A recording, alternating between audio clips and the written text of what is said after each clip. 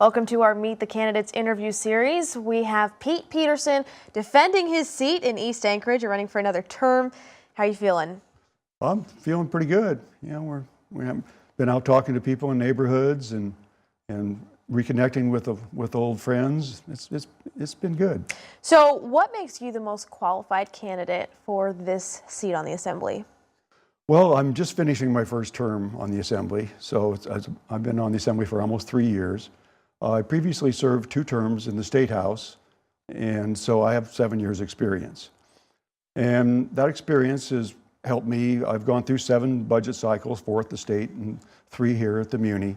So I think I'm positioned to make good decisions for the municipality going forward. Okay, you mentioned the budget, so I'm going to ask you about the budget first. What are your thoughts on the budget the Assembly just passed? Is there anything in there that you would have changed if you could have? Oh, you know, when you have a budget as large as the Muni of Anchorage, there's probably always things in there that could be changed. It's all a matter of what you're willing to spend to get the services. You know, people have grown accustomed to getting good service here in Anchorage. And when it's not quite up to par, we hear a lot about it. And for example, we did get some complaints about snow removal this year, as you can imagine. But I think the budget, considering the situation that we were in with the state, was about all we could do with what was available. So if voters choose to elect you to represent them again, what is your next priority? What's the first action that you want to take or issue you want to address in another term? Well, I've been getting complaints from some constituents about boombox cars. And we have a noise ordinance here in Anchorage, but it's almost impossible for our police to enforce. And now if someone is having a large party and they're playing music for a long period of time at high levels, those type of situations, they can enforce the law. But someone just driving down the street with a boombox on loud enough to rattle your windows, it's pretty hard for them to get the device to measure the noise level for a long enough period of time to actually write that person a ticket. And so we're in the process of, I'm working with the legal department, trying to address that through additions and amendments to our current code. All right. So would you support a sales tax as a way to shift some of the burden off of property owners? I'm talking about a sales tax under the tax cap. Is that something you'd support? I know y'all just talked about it recently in Assembly.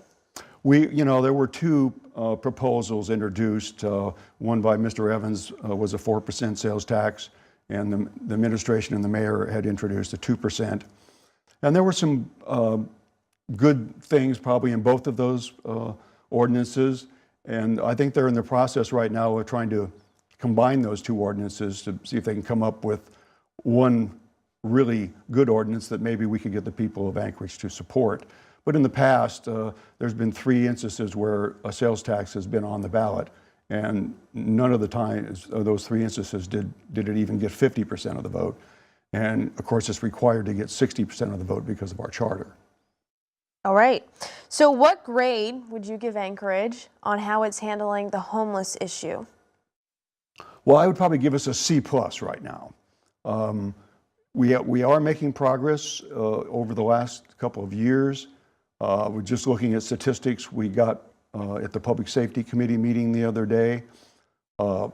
Calls to pick people up and take them to the sleep-off center are down over 25% over the last 2 years.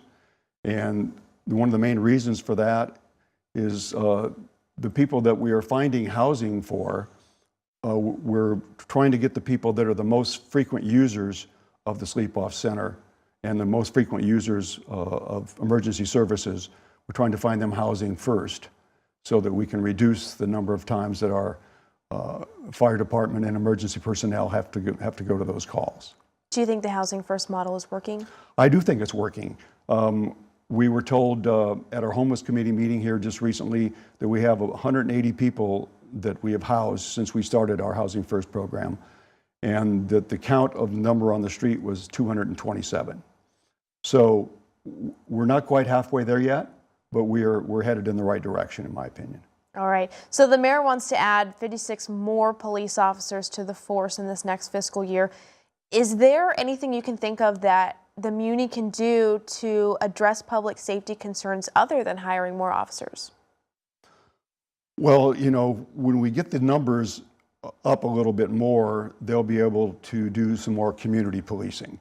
And what community policing is you have the same officers that are have a route in a certain part of town, and they repetitively drive around that same area. And so they get used to the people that live in that area, and they can see or recognize someone that doesn't look like they fit in that area. And that way they can maybe reduce crime or get people to stop from committing the crimes if they see the cars patrolling. All right. And the mayor said he will not allow our police department to round up refugees for immigration service, even under the threat of losing federal funds. Is that something you agree with or disagree with? Well, we are one of the most diverse cities in the country. A couple of the schools that are in my district are two of the three most diverse in the country. So a city with as many immigrants as we have, I think it would be very difficult for the police to enforce immigration rules.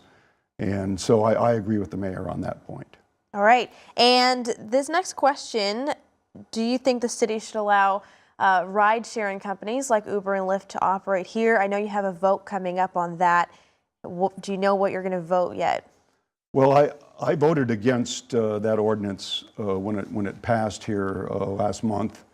And I actually think that the taxi industry in Anchorage does need some improvements.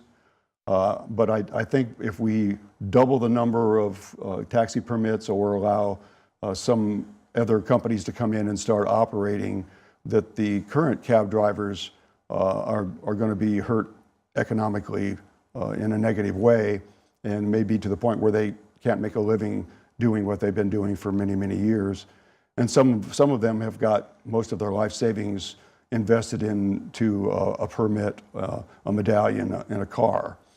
And so it's a difficult situation to throw a couple hundred people under the bus to allow a large multi-billion-dollar company to come in and sort of take over the market. So that's a no vote? That will be a no vote, yes. Okay. Last question for you. What is one promise that you can make to voters now that you will fulfill if reelected? I go to every meeting. We have committee meetings, we have work sessions. If it's on the schedule, I'm going to be there if I'm physically able. And I think that helps an assembly person understand more, because if we're at the work sessions, you can ask questions, you can get into intricate conversations and details that we don't have time to do most of the time at our regular assembly meetings.